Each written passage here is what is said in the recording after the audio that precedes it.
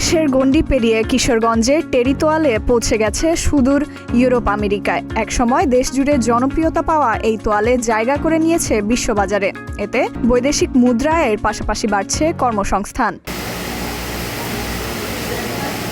মূলত প্রায় ১৬ বছর ধরে হাওর অঞ্চলের একমাত্র কারখানা মানুরি টেক্সটাইলে তৈরি হচ্ছে এ তোয়ালে। বেশ নরম ও আরামদায়ক হওয়ায় বিশ্ববাজার ধাপিয়ে বেড়াচ্ছে দেশীয় এ পণ্য।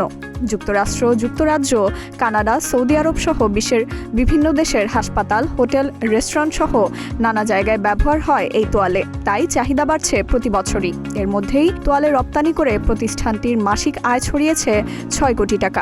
অনেক ব্যাপার ছিলাম এলাকার মধ্যে আমরা অনেক সহযোগিতা হয়েছি। 12 বছর ধরে এই একই ফ্যাক্টরি চাকরি করতেছি। এখন পর্যন্ত আমি এই জায়গাতেই আছি। বেতন আমরা ঠিক মতো দিতেছে। এই জায়গার তোয়ালাটা বিদেশে যায় আমার কাছে অনেক খুশি লাগে, আমরা অনেক আনন্দিত। এই জায়গায় কাজ করে আমরা স্বামী সন্তান নিয়ে অনেক সুখে সংসার করতেছি। তলগুলা তৈরি করি, এগুলা দেশের বাইরে যায় এবং আমাদের অত্যন্ত ভালো লাগে। আমরা কোম্পানি থেকে সুবিধা, তার আমাদের টাকা অ্যাডভান্স দরকার বলছে, আমরা অফিসে গেলে অ্যাডভান্স পাচ্ছি। যে কোনো সমস্যা আমাদের টাকা দরকার বলে আমরা অফিসে গিয়ে পাই, এবং আমাদের যে কোনো একটা সমস্যা বা আমাদের পেট ব্যথা করছে আমরা ওষুধ গেলে অফিসে পাচ্ছি। সাধারণ অনেক সুবিধা আছে। গার্মেন্টসে চাকরি করে আমি সুযোগ সুবিধা পাচ্ছি, যেমন বাচ্চা কাচ্চা সব কিছু নিয়ে বাড়িতে থাকি, আমার অনেক ভালো। আমাদের এই কিশোরগঞ্জে এই ফ্যাক্টরিটা তৈরি হওয়াতে আমরা অনেক উপকৃত। আমরা বেকারত্বটা দূর করতে পারতেছি। আর আমাদের যে পণ্যগুলো বাহিরের দেশে ডেলিভারি হইতেছে তাতে আমরা অনেক গর্ববোধ করতেছি।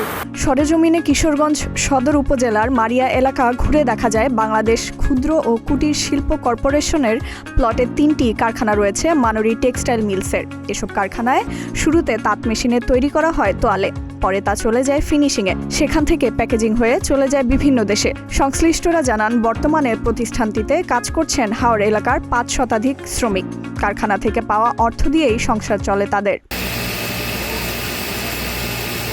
প্রতিষ্ঠানটির উদ্যোক্তারা জানান, শুরুতে দেশের বাজারে বিক্রি হতো এই টেরি তোয়ালে।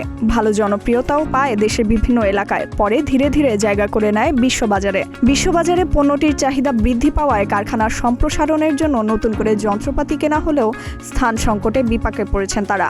তাই রপ্তানি বৃদ্ধির পরিকল্পনা থাকলেও তা বাস্তবায়ন করতে পারছেন না।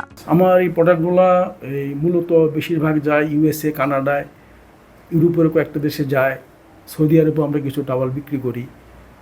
আর আমাদের তো আসলে বিভিন্ন দেশ থেকে কোয়ারি আসে, জাপান থেকে কোয়ারি আসে, ইউরোপের আরও দেশ থেকে কোয়ারি আসে। কিন্তু আমরা ওই যে আমাদের এখানে তো জায়গার খুব সংকট, এই কারণে আমরা এখানে এটা বড় করতে পারতেছি না। কিন্তু এই আমার এই ফ্যাক্টরি ছাড়াও কিন্তু আমি এই যে নরসিংদীতে আরও ধরেন বেশ কিছু ফ্যাক্টরি আমার সাব কন্ট্রাক্ট করে।